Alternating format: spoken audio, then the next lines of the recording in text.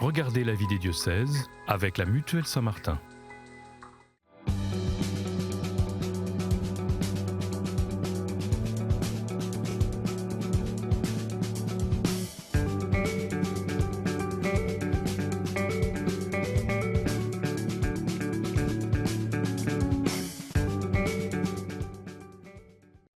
Bonjour à toutes et à tous et bienvenue dans la vie des diocèses sur KTO Télévision et KTO Radio. Nous sommes toujours dans les studios de la communication du sanctuaire de Lourdes à l'occasion de l'Assemblée des évêques de France.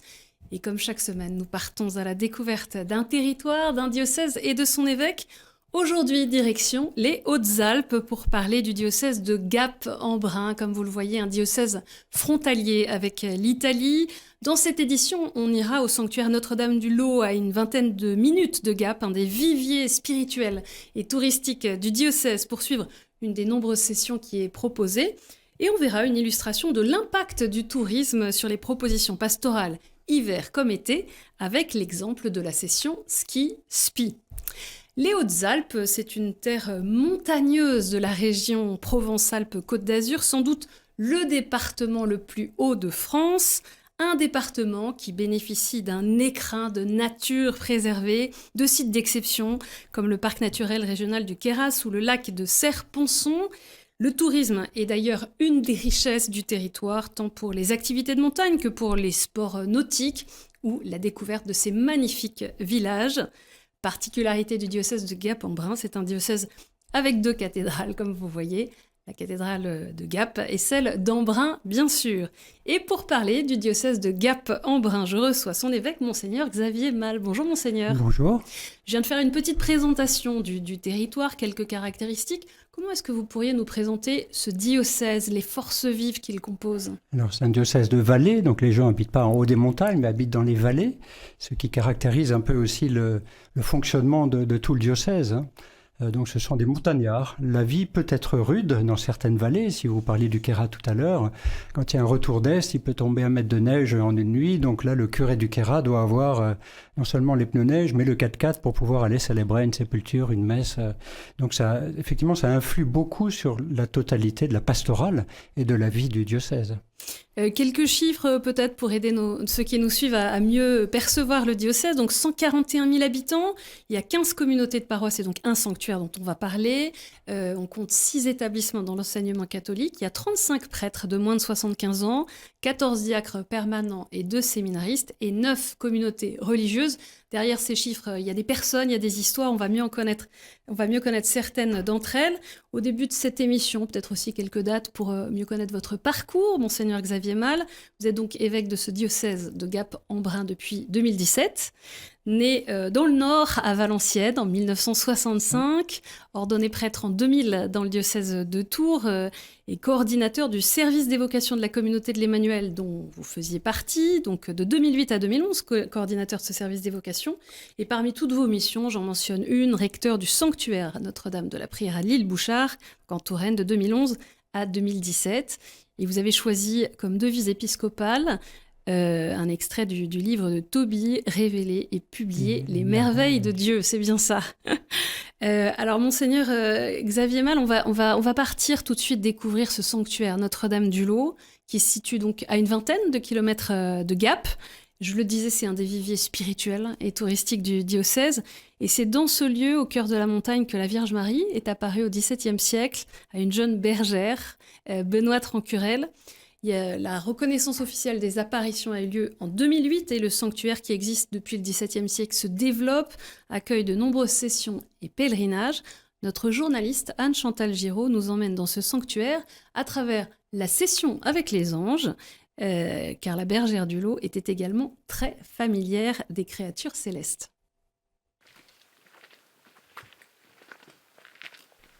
Sous un beau soleil de milieu de journée, les participants de la session avec les anges ont enfilé leurs chaussures de marche. Direction le col de l'Ange, qui symbolise le combat spirituel qu'a enduré Benoît Trancurel, la voyante du Lot, soutenue par les anges. Deuxième halte, les anges conseillers et consolateurs. Jusqu'au dernier jour de mai 1691, Benoît a entendu 8 fois son bon ange, l'exhortant à être bien patiente, à ne pas se troubler dans ses tentations Parmi les marcheurs, certains sont des habitués, d'autres découvrent les lieux. Après 250 mètres de dénivelé et quelques efforts, la statue du col de l'Ange apparaît. Alain est heureux d'avoir marché dans les pas de Benoît. Je savais que c'était un petit peu rude, mais en même temps, la retraite, c'est un petit peu sédentaire quand même. Donc, on allie aussi le spirituel et l'exercice physique, et ça m'a fait du bien aussi. Et en même temps, resituer dans le contexte de la retraite sur les anges, c'est une étape qu'on comprend mieux vis-à-vis du combat spirituel, etc. La vue depuis le col est bien méritée. Au creux des montagnes se dessine le sanctuaire du Lot. Depuis 2021, un grand chantier de rénovation est en cours dans le cadre du projet Le Lot 2025 pour moderniser l'accueil et la visibilité du lieu, comme l'explique le nouveau recteur, le père Michel Desplanches. Là, maintenant, grâce aux travaux, tous les services sont rassemblés, les services de l'hôtellerie, de la restauration, de la pastorale pour les jeunes. Tout cela se retrouve autour de la fontaine, qui est, comme dans les villages, le centre de la vie de la maison. Une nouvelle dynamique pour le sanctuaire et un aménagement dont profitent nos participants de la session. Au cours du séjour, rythmé par des temps de prière, des temps de partage et de repos, plusieurs conférences sont proposées qui permettent d'approfondir le lien entre le sanctuaire et les anges. Une découverte pour Véronique, venue de Nice et passionnée de ces créatures invisibles. J'étais très impressionnée d'apprendre qu'ici, il y aurait eu plus de 800 apparitions d'anges. De nos jours, je trouve qu'on a besoin de la tendresse des anges. Et c'est merveilleux d'apprendre qu'il y a 360 ans, Marie avait déjà prévu un lieu de refuge au Lot, où on peut éprouver cette tendresse des anges qui aide la tendresse maternelle de Marie. C'est en effet entouré et porté par ces créatures angéliques présentes dans la basilique que l'on vient se recueillir à la chapelle de Bon Rencontre où Marie est apparue à Benoît. Cette Vierge qui sourit et apporte guérison, consolation et réconciliation. C'est vraiment le refuge des pécheurs. Ici, je trouve le calme et la paix. Je viens ici pour me fortifier. Il y a la tombe de Benoît où elle dit inclinez-vous, vous me confiez vos intentions. C'est ressourcé et raffermi que les participants de cette session repartent de Notre-Dame-du-Lot, comme la plupart des 200 000 pèlerins qui se rendent au sanctuaire chaque année, un lieu qui, même avec une nouvelle dynamique d'accueil, n'a pas perdu son esprit familial et chaleureux.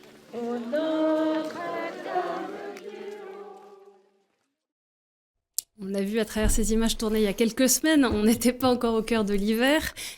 Qu'apporte ce sanctuaire dans le diocèse ? Alors c'est vraiment le cœur spirituel du diocèse. Tous les Hauts-Alpins aiment le sanctuaire du Lot, qu'ils soient chrétiens pratiquants ou non pratiquants.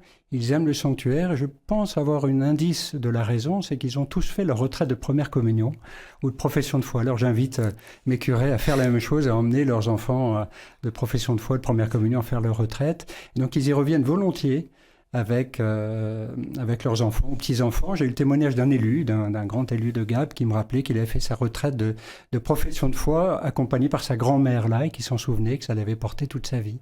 Voilà, c'est un lieu source pour beaucoup de Hauts-Alpins où ils aiment venir se ressourcer. Beaucoup viennent par exemple le dimanche pour aller au restaurant, tout simplement. C'est leur sortie du dimanche. Puis quelques-uns viennent à la messe avant, heureusement. On l'a évoqué dans le reportage, il y a tout un projet de développement, d'extension du sanctuaire depuis des années, un projet appelé Le Lot 2025. Où est-ce que vous en êtes des travaux ? Alors, on va commencer la troisième étape. La première étape, c'était ce qu'a expliqué le père Michel Desplanches, le recteur, recentrer un peu les lieux, faciliter les déplacements avec des pentes aux normes accessibilité, refaire la grande salle, etc. La deuxième étape, ça a été de changer plusieurs chaudières fuel par une grosse chaudière bois. La plateforme bois est à 25 km, donc on est en plein dans Église Verte, dans le label Église Verte. Et puis la troisième étape, ça va être de retravailler le grand podium. Pour nos téléspectateurs qui connaissent le Lot, tous les étés, on met une grande tente. C'est magnifique, on en a besoin pour accueillir les sessions, les grandes sessions, mais elles nous coûtent quand même plus de 20 000 euros par an. Et donc si on pouvait économiser de location, parce qu'on ne peut pas la laisser à cause de la neige qui risque de tomber.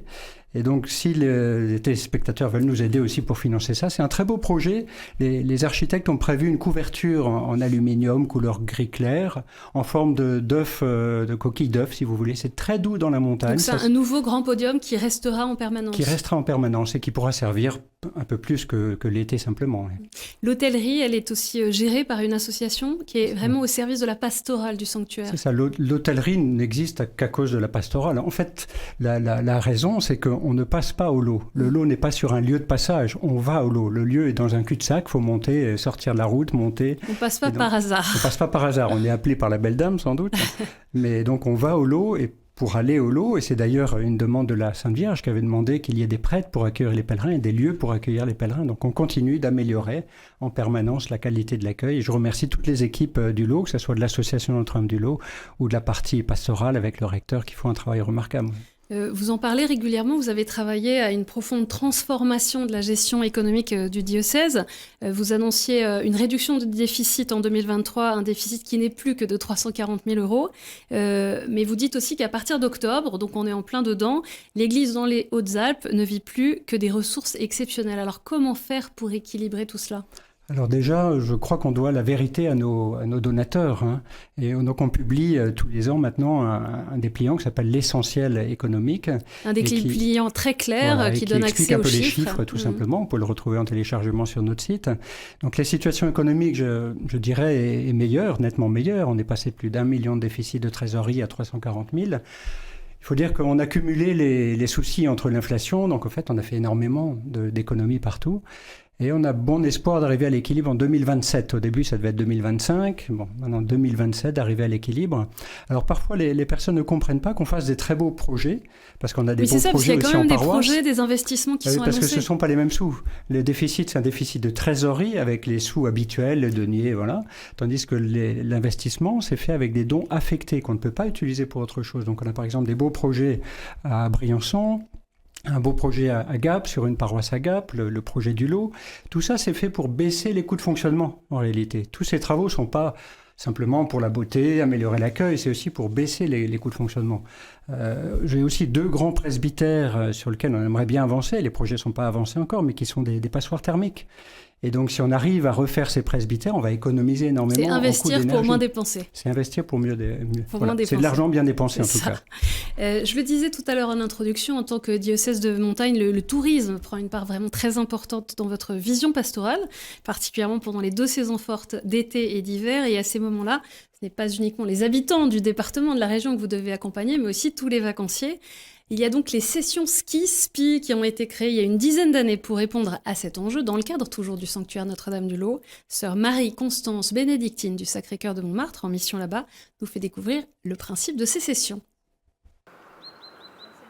Le but des sessions ski-spi, c'est de permettre aux gens de passer vraiment un bon moment et de leur faire profiter de toutes les richesses qu'offre le lot, c'est-à-dire la proximité de la montagne, la proximité du ski, avec cette possibilité de passer un bon temps détendant et en même temps très sain de sport, et en même temps donc dans un climat fraternel et ce message spirituel qui sous-tend en fait toutes les journées. Sur les 5 jours, il y a 3 journées qui sont vraiment ski-spi, c'est-à-dire avec une conférence pour les adultes pendant que les enfants par groupe d'âge sont pris en charge plutôt par les sœurs. Et puis l'après-midi, ils vont skier. Et puis il y a 2 journées sur les 5 jours qui sont totalement ski. Puis il y a la célébration de la messe, une veillée éventuellement, soit détente, soit une veillée de prière. Il y a bien sûr l'hôtellerie qui négocie le forfait pour permettre au plus grand nombre de participer. Alors ça fait environ une dizaine d'années que ça existe. C'est pour tout public, aussi bien les familles que les célibataires, jeunes ou moins jeunes. On a vraiment un public très très large et généralement tout le monde s'y retrouve, et cette dimension donc à la fois intergénérationnelle et puis de différents états de vie, on va dire, ça crée des très beaux liens, des belles rencontres. Et le thème cette année, il est tout indiqué par notre pape puisque c'est l'année jubilaire de l'espérance. Donc cette année ce sera vraiment l'espérance, toujours bien sûr en lien avec le message du lot, et le thème de l'espérance est vraiment très prégnant ici. On a pu naviguer entre été et hiver grâce à ce reportage. Comment se vit la pastorale justement en fonction des saisons dans ce diocèse de Montagne ?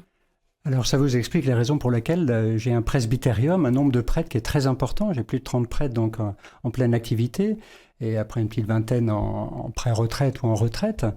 Et donc ça nécessite d'avoir beaucoup de prêtres pour cela.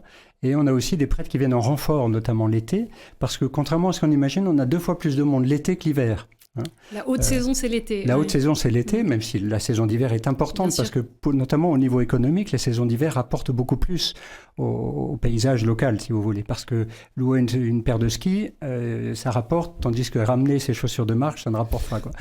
Donc l'été est important, l'hiver est aussi important économique, les 2 saisons. Et pour notre diocèse, ça a des conséquences concrètes. Mes prêtres ne peuvent pas partir en vacances l'été. Ils partent en vacances en intersaison, comme la plupart des habitants qui travaillent dans le tourisme. Et donc, ils ont une grosse mission d'accueil des touristes ou des pèlerins, mais aussi beaucoup de résidents secondaires. Et je dois dire qu'avec joie, c'est un diocèse où on accueille bien les résidents secondaires. Et les résidents secondaires participent à la vie paroissiale. Quand je vais en saison dans les paroisses, ce sont souvent les résidents secondaires qui animent les messes, qui prennent la parole, voilà, ils sont vraiment partie prenante. C'est vraiment leur seconde paroisse. Je les remercie parce que, résultat, ils participent aussi aux deniers de l'Église. Donc, j'en profite pour les remercier de leur don. On le disait, c'est un diocèse donc, qui est composé de vallées. Et chacune de ces vallées a ses caractéristiques. Ça a aussi un impact sur la vision pastorale. Chaque vallée a ses caractéristiques et peut parfois un peu, alors parfois ils se moquent entre vallées, mais gentiment, ça se passe gentiment, mais peut parfois un peu ignorer ce qui se passe ailleurs. Donc il y a un vrai enjeu d'unité, de communion entre tous, pour réellement avoir une pastorale diocésaine. Alors régulièrement, nous faisons des rassemblements diocésains. On en a fait un pour le lancement de la vision pastorale qui s'appelle Mission Altitude. Vous comprenez pourquoi ça s'appelle comme ça il y a 2 ans. On en a refait un à cet automne. Avec une proposition, une présentation d'éléments des projets pastoraux missionnaires. Donc se retrouver en diocèse de temps en temps, c'est très important. Et puis le lot permet aussi d'ailleurs, on l'a découvert encore plus cette année, puisqu'on a 2 rassemblements de province au lot, ça permet de vivre aussi une dimension provinciale et on accueille avec joie tous les gens qui viennent de la mer dans nos montagnes. Vous l'avez évoqué, cette lettre pastorale, Mission Altitude, qui a été promulguée il y a 2 ans et qui propose une vision pastorale jusqu'en 2030. Vous en êtes actuellement à la phase paroissiale où chaque paroisse doit rédiger un projet missionnaire. Comment est-ce que ça se met en œuvre ? Alors, le danger d'une lettre pastorale, vous savez, c'est que c'est quelqu'un qui vient d'en haut de l'évêque. Bon, on la place dans la bibliothèque. On la lit une fois si tout va bien, voilà, mais après... Et puis après, voilà, ça ne sert plus à rien. Donc, on a réfléchi avec tout le groupe, ça a été un travail de 2 ans, avec tout le groupe de préparation de la vision pastorale, comment faire. D'abord, on a recréé un conseil pastoral missionnaire diocésain. Donc, la première mission, c'est justement l'application de cette lettre pastorale. Il y a 6 orientations. On a mis des binômes par orientation, vous voyez, 2 membres du conseil qui suivent chaque orientation. Et là, on a une étape, effectivement, où on invite chaque paroisse à avoir une déclinaison locale. Alors, parfois, il y a un peu d'enthousiasme, parfois, c'est plus difficile. L'objectif, c'est de sortir, comme le pape nous dit, on a toujours fait comme ça, et d'avoir des nouvelles initiatives. Et surtout, d'inculturer dans chaque vallée cette vision pastorale. Parce que, comme vous le disiez, il y a des différences entre les vallées. C'est pas du tout la même chose, on va dire, dans le sud-ouest du département, qui est moins touristique, que sur le Briançonnais, qui est très touristique. Donc, il y a des pastorales un peu différents. Vous étiez au Bénin fin octobre, où vous avez signé un jumelage avec un des diocèses. C'est d'ailleurs un des sujets de cette assemblée plénière. C'est une manière de fidéliser d'une certaine façon la venue de prêtres fidei donum venus d'ailleurs. Alors, c'est une des raisons, effectivement, mais pour moi, c'est au-delà. Avant d'être prêtre et d'être séminariste, je travaillais en mairie, on s'était jumelé avec plusieurs communes. Et j'avais vu le bienfait de cette ouverture du cœur à d'autres cultures. Et je pense que ça fera du bien aussi à tous les Hauts-Alpins et de pouvoir aussi se projeter dans une église africaine qui est vraiment très différente de la nôtre. Alors, on a réussi à trouver un diocèse au Bénin, qui est à peu près au premier tiers de cette grande bande qu'est le Bénin, qui s'appelle le diocèse de Dassazoumé, et surtout dans lequel il y a un sanctuaire marial, donc on s'y retrouve. Alors après, on m'avait dit c'est un diocèse où il y a des collines. Bon, c'est vrai, les collines, ça va de 400 mètres. Nous, c'est le plus bas du diocèse qui est à 400 mètres. Oui, ce sont des Nous, collinettes c'est 400 pour à 4000 mètres. Mais il y a quelque chose, c'est aussi un diocèse très rural. C'est un diocèse très pauvre aussi. Et paradoxalement, nous sommes un des diocèses les plus pauvres. La population est une des populations les plus pauvres. Même si grâce aux sports d'hiver, aux activités d'été, on est sorti de la misère dans notre diocèse. Mais c'est quand même un diocèse relativement pauvre. Donc on a quelques éléments qui nous rapprochent. Et pour moi, le premier objectif, c'est d'ouvrir les cœurs de nos chrétiens, de se dire qu'on fait partie d'une église catholique. Et comme on a beaucoup de textes dans la Bible qui nous disent on est concitoyens du ciel avant tout, d'abord concitoyens du ciel, et on a des frères et sœurs partout dans le monde.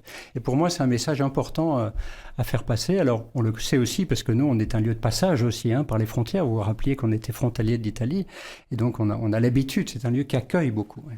On est à quelques heures, quelques jours de l'ouverture du jubilé. Comment est-ce que cet événement de l'Église universelle va se vivre dans le diocèse de Gap-en-Brun ? Alors c'est vraiment l'objectif pastoral pastorale de l'année 2025, comme on a réussi à faire une très belle année sur la prière 2024, on a préparé, comme on est sur le chemin de Saint-Jacques, un des chemins de Saint-Jacques, on a préparé un parcours jubilaire, un chemin jubilaire qui va passer à travers 4 hauts lieux spirituels du diocèse, dont évidemment le sanctuaire du Lot, mais aussi l'abbaye Notre-Dame, l'abbaye de Rosan, des bénédictines, aussi la Laure de Montmorin, mais aussi l'abbaye de Boscodon, une ancienne abbaye. On va avoir aussi un lieu par paroisse, et puis d'autres lieux encore. Au total, il y a 9 lieux, puisqu'il va y avoir 2 lieux permanents, le Lot et la cathédrale de Gap. Au total, il y a 9 lieux, avec 9 dates, si vous voulez. Et donc l'invitation, c'est que les diocésains et tous les autres, parce que l'objectif c'est qu'ils invitent, ils puissent faire tout un parcours, et on va essayer de leur faire aussi une crédentiale. Vous savez comment les pèlerins de Saint-Jacques, chaque paroisse pour en mettre ses tampons, on est allé là.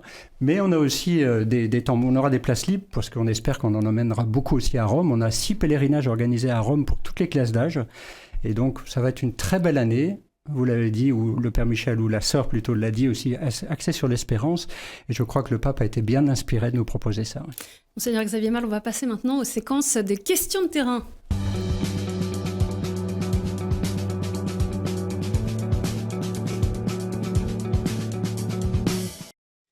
Avec une première question de Jean-Jacques, qui est retraité.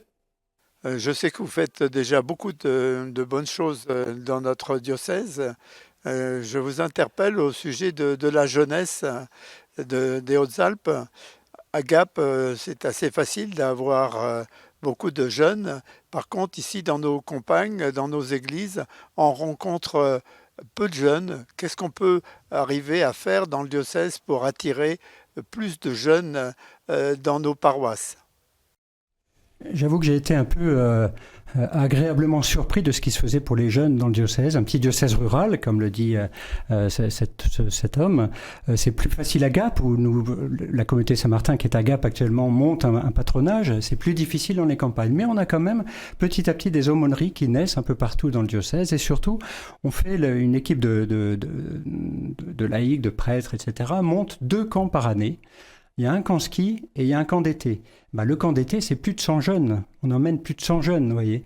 Donc en fait, je trouve qu'on fait des très belles choses. Et là, en lisant un peu, parce que nous faisons les confirmations dans le diocèse avant Noël, donc j'ai lu récemment encore les lettres des confirmants, plusieurs jeunes m'ont parlé combien ces camps d'été ou d'hiver, ou les camps ski, les ont marqués, ont été une étape fondamentale pour eux. Donc j'inviterai un peu tous ceux qui connaissent des jeunes à les inviter à participer à ces camps. Évidemment, l'été prochain, le camp de jeunes sera à Rome. Le rendez-vous est pris et on écoute maintenant Elisabeth qui réside régulièrement dans un village qui dépend de la commune de Guillestre. Serait-il possible de mieux répartir les prêtres dans le diocèse ?